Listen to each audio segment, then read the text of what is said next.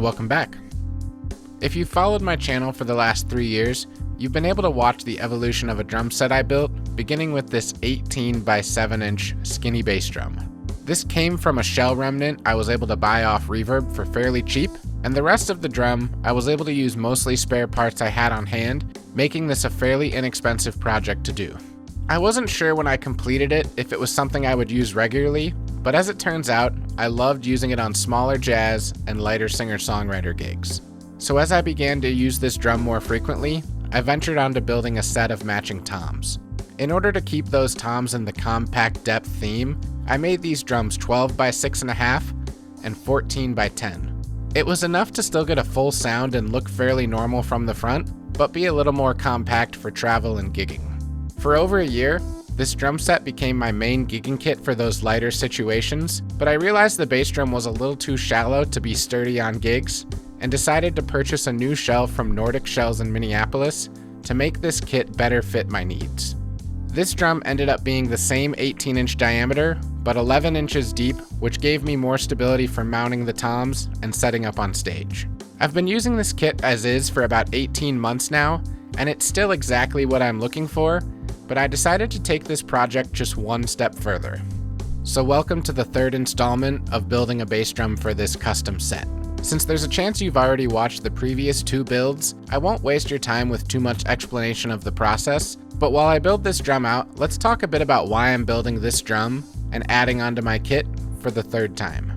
I play a variety of gigs, from the lightest background jazz gigs to large stages opening up for national level talent. Most of these gigs are local, schlepping my own drums, and oftentimes a small PA system. I've loved using this kit that I've built, and when I've tried using it on some louder amplified gigs, I found that the toms could be tuned down and still work well, but the little 18-inch bass drum just didn't have the punch or tone that I needed it to in order to provide the foundation for those more aggressive styles.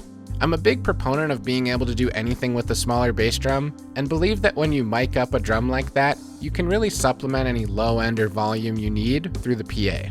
I enjoy this current 18-inch bass drum set up in a higher tuning with little muffling, but if I could build a second bass drum for this kit with a 20-inch shell, I could set up that drum to be more suited for these louder gigs where I'll be miking it 90% of the time. In order to keep the setup mostly the same as my current kick, I decided to cut down this drum to the same 11-inch depth, and that allowed me to have most everything remain the same in terms of setup, tom mounting, positioning on a drum rug, and drilling out most of the hardware for this new drum. From beginning to end, I spent probably 3 to 4 days finishing the shell and applying coats of polyurethane. But when it came time to do the rest of the project, like cutting bearing edges, laying out hardware, drilling, and assembly, I was able to do most of this in just 1 day. I did make a few changes with this drum though, including using an 8-lug layout as opposed to 6. I know it's only a 2-inch difference, and the current 6-lug 18-inch drum works great, but it seemed to be a small number of tension points on a drum this big, so I decided to make the change here with this new drum. Since this layout was a bit new to me, I decided to wait to drill out the spurs until I could assemble the drum entirely first and get a feel for where I could mount them. After getting the spurs figured out, I was pretty much done other than adding this handy internal mic mount made by Gibraltar, and this mount requires no drilling and secures in place by resting between 2 lug screws and the shell.